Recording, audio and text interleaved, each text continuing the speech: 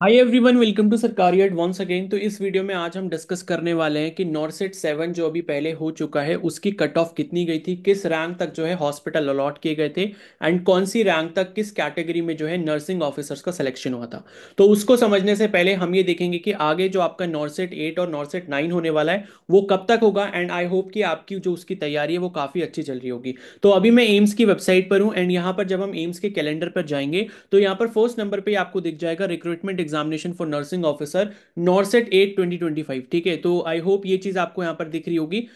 ये first number point पे entrance examination की जो डेट है वो 12 अप्रैल है। इसके फॉर्म जो है जल्दी ही आने वाले हैं, लेकिन अभी तक नोटिफिकेशन नहीं आया। नोटिफिकेशन आप लोग एक्सपेक्ट कर सकते हो कि आपका जो नोटिफिकेशन है नॉर्सेट 8 का वो मार्च तक आ जाएगा, मिड मार्च तक जो है इसका नोटिफिकेशन आ जाएगा। जैसे ही नोटिफिकेशन आएगा मैं आपको इन्फॉर्म कर दूंगा, तो आप चैनल को जरूर सब्सक्राइब कर लेना। उसके बाद अगर हम नॉर्सेट 9 की यहाँ पर बात करते हैं तो नॉर्सेट 9 के बारे में भी यहाँ पर इंफॉर्मेशन दी है, ये पॉइंट नंबर 13 में। तो इसकी अगर आप एक्सपेक्टेड डेट देखोगे 2025 में ये होने वाला है, 14 सितंबर को इसकी डेट इन्होंने दी हुई है। ठीक है, तो इसका भी नोटिफिकेशन है, जहां तक है जून जुलाई तक आ जाएगा या अगस्त तक आ जाएगा, मोस्ट प्रोबेबली जुलाई तक आएगा। तो अगर आपका नॉर्सेट 8 सपोज क्लियर नहीं होता तो आपकी अगर कुछ भी कमी रह जाती है तैयारी में तो आप नॉर्सेट 9 में उसको सुधार के नॉर्सेट 9 को तो आप जरूर क्वालिफाई कर सकते हैं। तो अभी भी आपकी जो तैयारी है मैं मानता हूं कि काफी अच्छी चल रही होगी।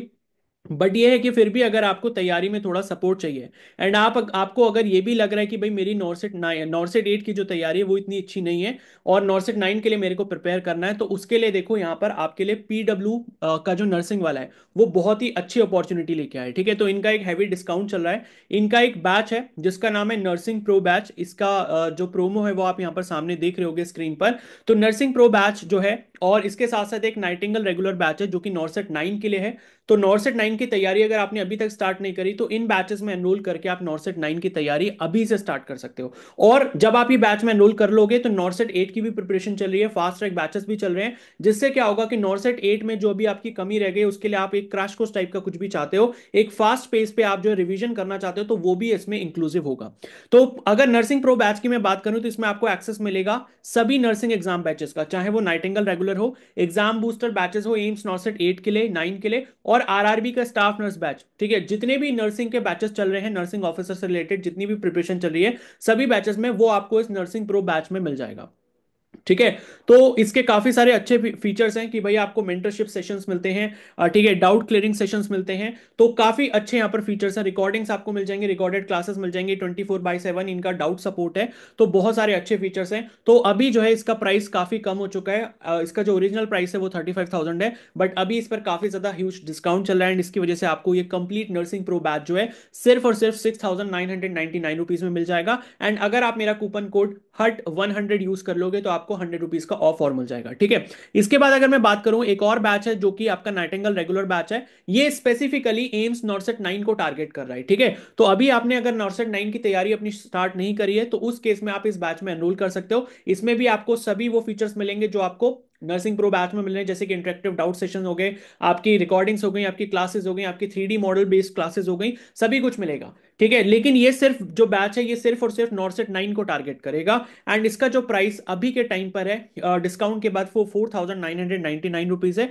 ओरिजिनल जो इसका प्राइस है वो 20,000 रुपीज है, तो इस पर भी काफी ज्यादा डिस्काउंट है। तो फायदा आपको जो है आप देख सकते हो आपको कौन सा बैच एनरोल करना है। अगर आप सिर्फ और सिर्फ नॉर्सेट 9 को टारगेट कर रहे हो तो आप इस बैच में एनरोल कर सकते हो। अगर आपको नॉर्सेट 9 के साथ साथ नॉर्सेट 8 के लिए भी रिवीजन चाहिए, उसमें भी आपको फास्ट ट्रैक बैच चाहिए, मतलब फास्ट ट्रैक जो भी तैयारी चल रही है उसमें भी आपको एनरोल होना है, और इसके अलावा बाकी जो आपके आरआरबी का स्टाफ नर्स बैच है या बाकी जितने भी और नर्सिंग के बैचेस चल रहे हैं उन सभी का आपको एक्सेस चाहिए, तो आपको नर्सिंग प्रो बैच में एनरोल करना पड़ेगा। एंड किसी भी बैच में अगर आप एनरोल करते हो आपको उसके ऊपर 100 रुपीज का एक्स्ट्रा डिस्काउंट मिल जाएगा जो आप कूपन कोड लगाकर ले सकते हो। तो सभी डिटेल्स आपको जो है डिस्क्रिप्शन और कमेंट बॉक्स में आपको सभी बैचेस के लिंक मिल जाएंगे, वहां से जाके आप जल्दी से एनरोल कर लो। तो अब वापस टॉपिक पर आते हैं एंड अब हम ये डिस्कस करेंगे कि भाई जो पिछले साल कट ऑफ गई थी वो कितनी गई थी। ठीक है, तो नॉर्सेट 7 जो 2024 में आपका पूरा कंप्लीट हो गया, नॉर्सेट 7 का सिलेक्शन प्रोसेस, उसमें कितनी कट ऑफ गई थी वो हम यहां पर समझ लेंगे। तो ये आप अपनी स्क्रीन पर देख पा रहे होगे, ये ऑफिशियल पीडीएफ है अलॉटमेंट रिजल्ट की जो एम्स की तरफ से रिलीज की गई थी 11 नवंबर 2024, इसमें डेट पड़ी हुई है। ठीक है,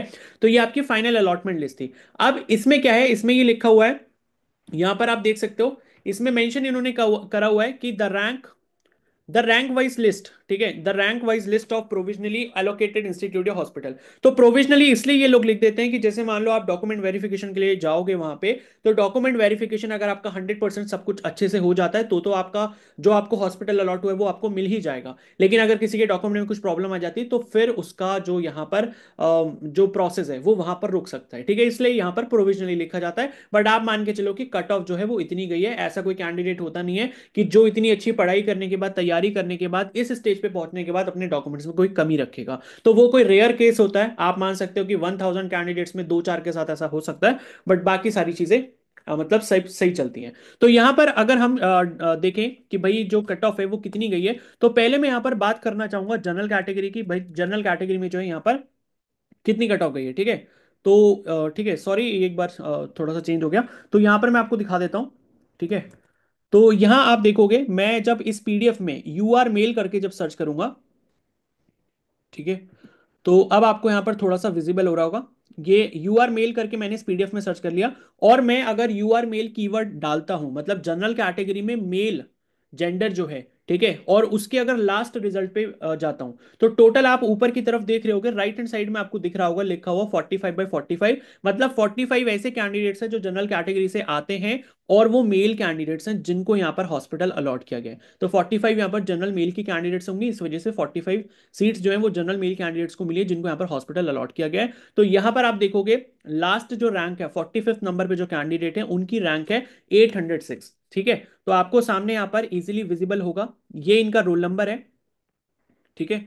ये इनका रोल नंबर है 463177 यू आर मेल, आप देख सकते हो। और इनकी जो ओवरऑल रैंक है वो 806 है, और इनको एम्स गुवाहाटी अलॉट हुआ था, ठीक है। तो एम्स गुवाहाटी जो है वो लास्ट रैंक पर मिला था जनरल कैटेगरी में मेल कैंडिडेट को। अगर मैं यहीं पर बात करता हूं कि भाई जनरल कैटेगरी में जो है फीमेल कैंडिडेट की जो कट ऑफ गई है वो कितनी रैंक तक गई है, तो देखो यहां पर मैं आपको बता दूं एग्जैक्टली मार्क्स के बारे में हमें कुछ पता नहीं चलता रिजल्ट से, क्योंकि मार्क्स ये लोग सभी के आउट नहीं करते। मार्क्स आपको अपना पर्सनल स्कोर खुद के लॉगिन से पता चल सकता है, तो हम खाली ये देख सकते हैं कि कितनी रैंक तक जो यहाँ पर अलॉट हुआ है, ठीक है। तो आपको उससे अंदाजा लग जाता है कि भाई कंपटीशन कितना ज्यादा, आपको कितनी रैंक तक स्कोर करना पड़ेगा। आपका जो प्रीवियस रिजल्ट है उसके हिसाब से आपको पता लग जाएगा आपको कितनी और मेहनत करनी पड़ेगी, ठीक है।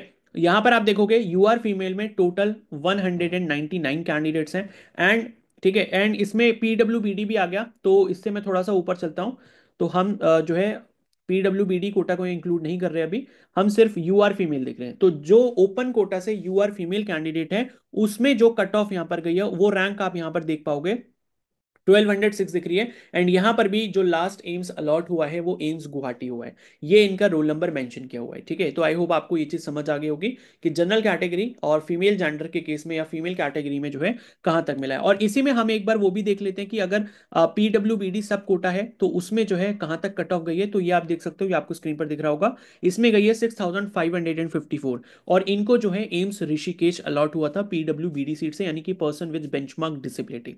तो आई होप ये भी चीज आपको क्लियर हो गई होगी। अब हम चलते हैं ओबीसी मेल पर, ठीक है। ओबीसी कैटेगरी में जो मेल की जो सीट अलॉट हुई है वो आखिरी किस रैंक तक हुई है, तो टोटल यहाँ पर जो है 139 कैंडिडेट्स दिख रहे हैं, ठीक है। इसमें कुछ पीडब्ल्यूबीडी भी है, तो पीडब्ल्यूबीडी पहले आप देख लो। तो पीडब्ल्यूबीडी अगर सबको मतलब सब कैटेगरी में देखेंगे, पर्सन विद बेंचमार्क डिसेबिलिटी सब कैटेगरी में, तो उसमें ओबीसी की जो सीट है मेल कैंडिडेट्स के लिए वहां पर जो कट ऑफ रैंक गई है वो गई 6927, एंड इनको जो है एम्स रायबरेली अलॉट हुआ था। और अगर हम जो है ओपन कोटा की बात कर लेते हैं, अगर पीडब्ल्यूबीडी सब कोटा को हटा देते हैं, तो यहां पर आप देखोगे ओबीसी कैटेगरी से मेल कैटेगरी में जो है 836 रैंक पर जो है एम्स गुवाहाटी अलॉट हुआ था।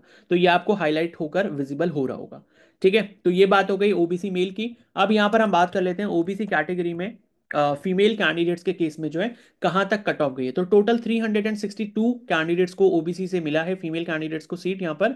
और लास्ट पर अगर मैं चला जाऊं तो ये आपको पीडब्ल्यूबीडी वाला दिख जाएगा। तो person with benchmark disability quota अगर लगा देते तो 6751 रैंक तक यहाँ पर क्लोज हुई थी रैंक, और इनको जो है एम्स भुवनेश्वर मिला था। और अगर पीडब्ल्यूबीडी सब कोटा में हटा देता हूं तो ये है आपकी फाइनल रैंक ओबीसी कैटेगरी में फीमेल के लिए। तो रैंक जो गई है वो गई है 1417, एंड यहां पर भी इनको क्या मिला है, एम्स गुवाहाटी मिला है। तो एम्स गुवाहाटी की कट ऑफ आप देख रहे हो सबसे कम जा रही है, ठीक है। सबसे हायर रैंक पे एम्स गुवाहाटी ही अलॉट हो रहा है। तो मे भी ऐसा ऐसा हो सकता है कि सबकी लास्ट चॉइस जो है वो एम्स गुवाहाटी रहती हो, ठीक है, तो इस वजह से जो है यहाँ पर सबसे कम कट ऑफ किसकी जा रही है, एम्स गुवाहाटी की जा रही है। ठीक है, तो ओबीसी फीमेल की हमने यहाँ पर बात कर ली, अब हम ईडब्ल्यूएस मेल की बात कर लेते हैं। ठीक है, ईडब्ल्यूएस कैटेगरी में मेल कैंडिडेट की जो कट ऑफ है वो यहाँ पर कितनी गई है, तो ये आप देख सकते हो टोटल 43 कैंडिडेट्स हैं, एंड ईडब्ल्यूएस में आप देखोगे 914 रैंक पर जो है लास्ट सीट अलॉट की गई है, और वो मिली है इनको एम्स गुवाहाटी में। और इसी तरीके से अगर हम बात करें ईडब्ल्यूएस में फीमेल जेंडर के लिए, तो यहाँ पर 165 टोटल कैंडिडेट्स हैं ईडब्ल्यूएस से, फीमेल सब फीमेल जेंडर से। और टोटल जो यहाँ पर कैंडिडेट्स का सिलेक्शन हुआ है, मतलब 165 का हुआ है, और लास्ट जो कट ऑफ रैंक गई है वो गई है 2054, आपको सामने स्क्रीन पर दिख रहा होगा, 2054 रैंक पर जो है क्लोज हुआ है, और एम्स मंगलागिरी जो है इनको अलॉट हुआ था ईडब्ल्यूएस कैटेगरी से फीमेल कैंडिडेट को लास्ट सीट। ठीक है, इसके बाद हम चलते हैं यहाँ पर एससी कैटेगरी की बात कर लेते हैं। तो एससी कैटेगरी में अगर हम मेल कैंडिडेट्स की बात करें, तो टोटल जो है 53 कैंडिडेट्स का यहाँ पर सिलेक्शन हुआ है, एंड उसमें जो लास्ट कट ऑफ रैंक गई है वो गई है 889 पर। तो यहाँ पर आपको जो है ये मतलब ये आप देख सकते हो कि एससी कैटेगरी में जो मेल कैंडिडेट की गई है 889 गई है, और इनको भी जो है एम्स गुवाहाटी यहाँ पर अलॉट किया गया है। ठीक है, तो ये जो है आपको पता चल गया होगा। तो ये कितना गया है, 889 गया है, और अभी मुझे लग रहा है कि ईडब्ल्यूएस में जो है शायद इससे ऊपर रैंक तक मिला था। एक बार एक फिर से मैं ईडब्ल्यूएस वाला चेक कर लेता हूँ। तो ये आप देख सकते हो ईडब्ल्यूएस मेल में 914 तक मिला है, एंड एससी कैटेगरी में जो है 889 तक मिला है। तो यहां से हमको पता चलता है कि भाई ईडब्ल्यूएस का कितना ज्यादा बेनिफिट है।